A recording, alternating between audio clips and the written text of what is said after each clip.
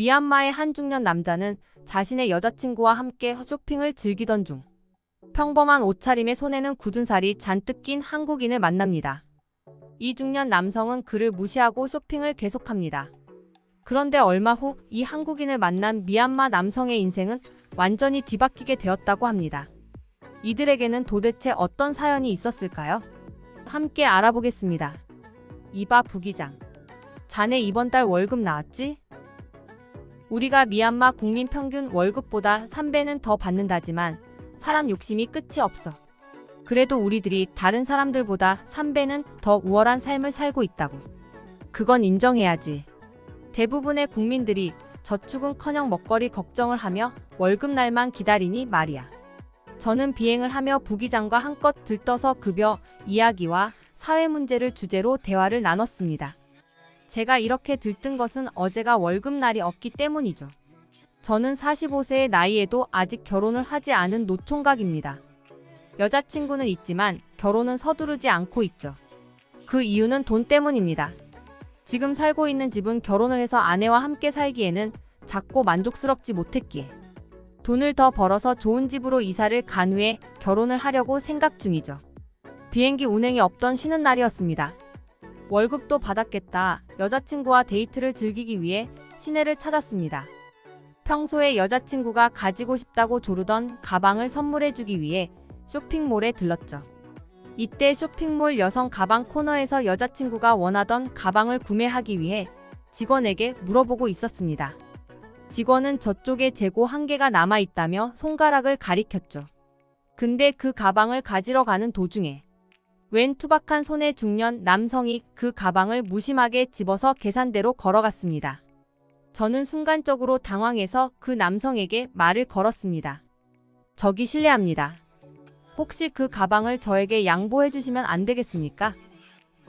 재고가 한 개가 남았다고 하는데 제 여자친구가 그 제품을 사고 싶어 해서 오랜 고민 끝에 오늘 사려고 왔습니다. 실례되는 줄은 알지만 부탁을 좀 드려도 되겠습니까? 제 말을 듣던 남자는 처음에 저를 멀뚱멀뚱 쳐다보기만 했습니다.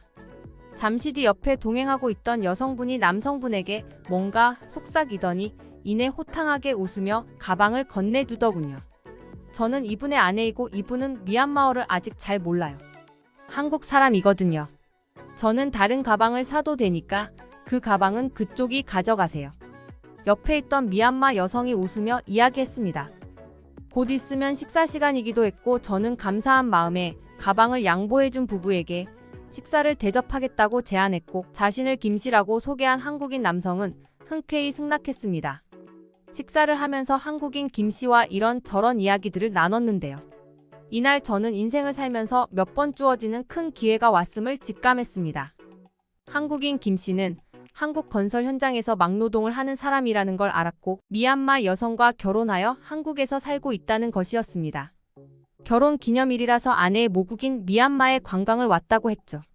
그런데 저는 문득 궁금해졌습니다. 막노동을 하는 사람이라고 하기에는 너무 표정이 온화하고 삶의 여유가 있었고 쇼핑을 할 때도 파일럿인 저조차도 여러 번 고민을 한 다음에 사야 했던 제품들을 너무 쉽게 고민 없이 사는 것 같았죠. 쇼핑몰에서 본 그는 양손 가득 짐을 지고 있었고 제품을 구매할 때도 한치의 망설임이 없었기에 저는 더욱 궁금해졌습니다. 그리고 잠시 후 저는 엄청난 정신적 충격을 받았습니다.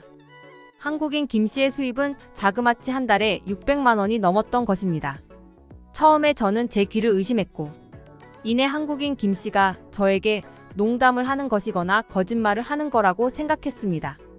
하지만 김씨는 진지했고 그게 그렇게 놀랄 일이냐며 오히려 저를 이상한 눈으로 쳐다보더군요. 김씨와의 식사를 마치고 저는 온통 그 생각에만 사로잡혔습니다. 저 정도의 수입이면 내가 그토록 꿈꿔왔던 고급 주택을 사고 여자친구와 걱정 없이 결혼하여 행복하게 살 수 있었죠.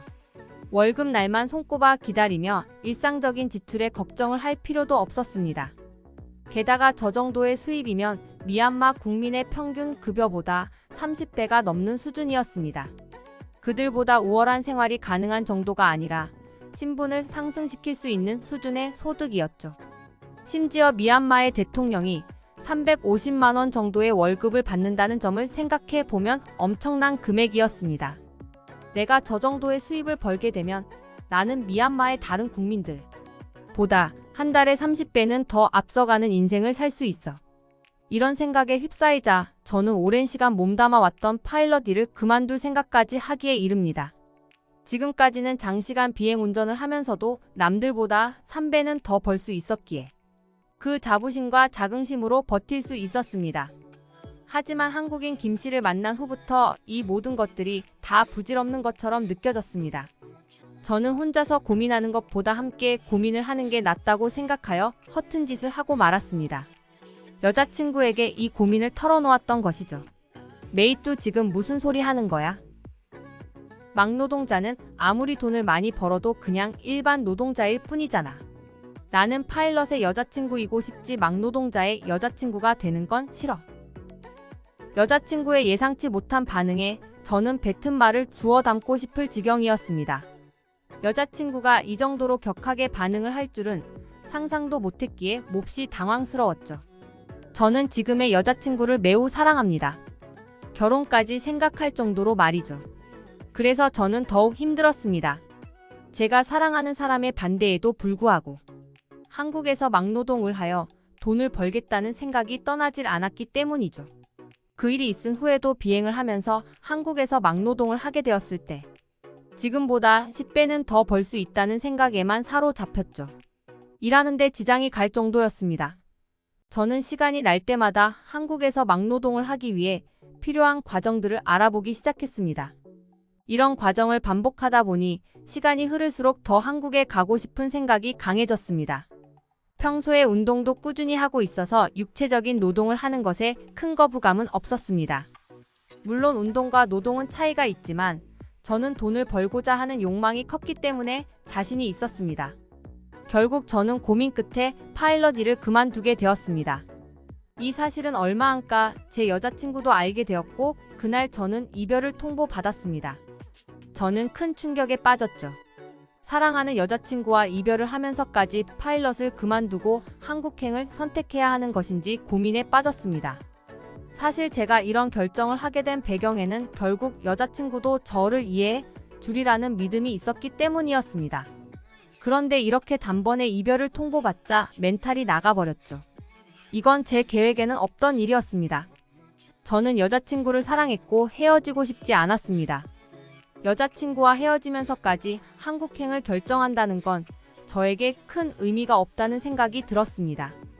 돈을 많이 버는 것도 중요하지만 사랑하는 사람과 행복하게 살기 위해 돈을 번다는 본래의 목적이 퇴색되는 것 같았죠. 결국 저는 여자친구에게 한국을 가지 않겠다는 말을 하며 화해를 했습니다. 그리고 다시 파일럿 일을 계속하겠다고도 했죠. 저는 한국행을 결정하면서 설레이고 기대감에 부푼 하루하루를 살고 있었습니다. 그 꿈이 사라지자 또다시 의욕이 없는 일상을 지내는 저를 마주하였습니다. 울적한 마음을 달래기 위해 오랜만에 혼자서 시내로 나가 외식도 하고 바람도 쐬며 기분을 내고 있었습니다. 이때 식당에서 식사를 하러 들어갔다가 한국인 김 씨를 다시 만나게 되었습니다. 저희는 처음 만났던 그 인연 때문인지 오랜만에 만나는 친구를 만난 듯 서로를 반겼습니다. 저에게 그동안의 사정을 듣던 김 씨는 여러 가지 이야기들을 저에게 해주었습니다. 이복의 메이뚜. 내가 한국에서 버는 급여를 알게 된 이후로 자네가 불행해지는 건 아닌가 하는 생각을 하게 되는군. 만약에 자네가 하는 파일럿이라는 직업이 돈을 벌기 위한 것만이 목적이라면 나는 자네의 한국행 도전에 적극 찬성하는 쪽이네. 그 정도로 돈에 대한 욕심이 있고 의욕이 있다면 한국에서 몇 년 바짝 벌면 자네의 앞으로 남은 인생이 탄탄대로가 될 수도 있겠지. 하지만 명심해야 할 것은 이 막노동이라는 것이 생각보다 쉽지는 않다는 걸 알아는 두게.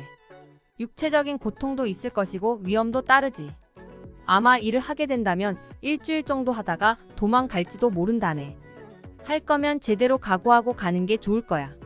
만약 한국에 올 생각이 있다면 나에게 연락을 주게. 내가 일자리를 한번 알아봐 주지. 내가 사람을 좀 볼 줄 아는데 자네는 내가 봤을 때 근성이 있어 보여. 한국인 김 씨는 저에게 겁을 주는 듯 하면서도 응원을 해주는 따뜻한 사람이었습니다. 겨우 2번 만난 사람에게 이토록 친절하게 대해주는 것에 감사했죠. 게다가 한국에서 일자리까지 소개시켜준다는 말에 큰 감동을 받았습니다. 저는 진심으로 고마워서 식당을 나오며 김 씨의 식사 비용까지 대신 지불해 주었습니다. 미얀마 국민들의 평균 급여가 20만 원인데 식당에서 식사 한 끼를 하면 5천 원을 소비해야 했습니다. 저는 여자친구를 불러내어 앞으로의 인생 계획에 대한 이야기를 했습니다.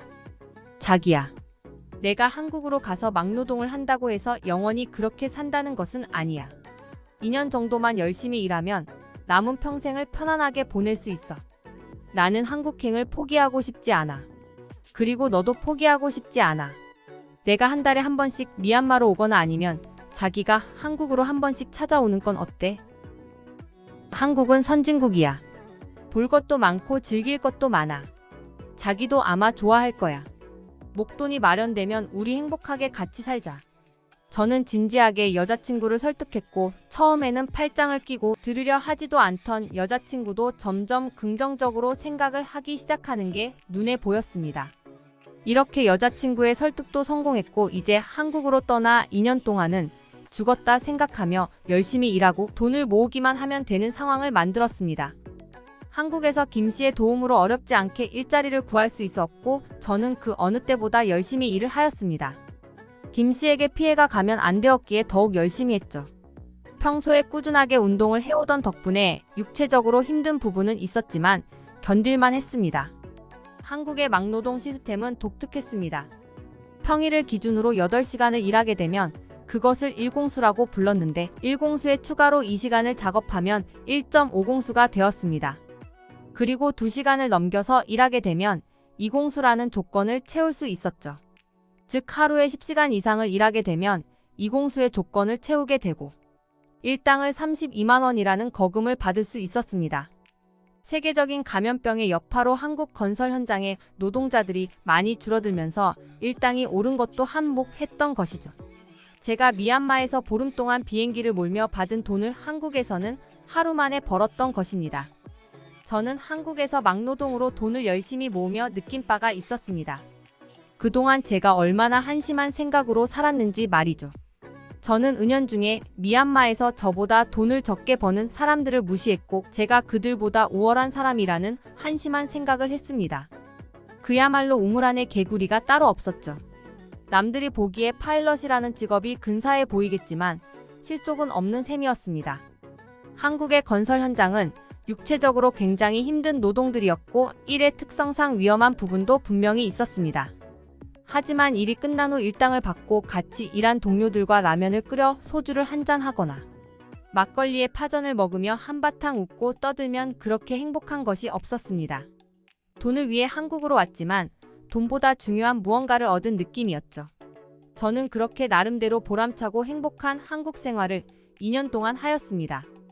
생각보다 시간은 빠르게 흘러갔고 저는 다시 미얀마로 돌아왔습니다. 제가 파일럿 일을 계속했더라면 평생 손에 쥐어보지 못했을 거금을 가질 수 있었습니다. 그리고 지금은 미얀마에서 돈 걱정 없이 행복한 인생을 즐기고 있습니다. 결혼도 했고 아이도 있죠. 근데 지금의 아내가 파일럿 일을 하면서 사귀었던 여자친구는 아닙니다. 그 친구는 제가 한국으로 떠난 지 한 달 정도 되었을 때 또다시 저에게 이별 통보를 했고 그렇게 헤어지게 되었습니다. 들리는 소문에는 저와 같이 일하던 파일럿 부기장과 불륜을 저지르다 큰 봉변을 당했다고 하더군요.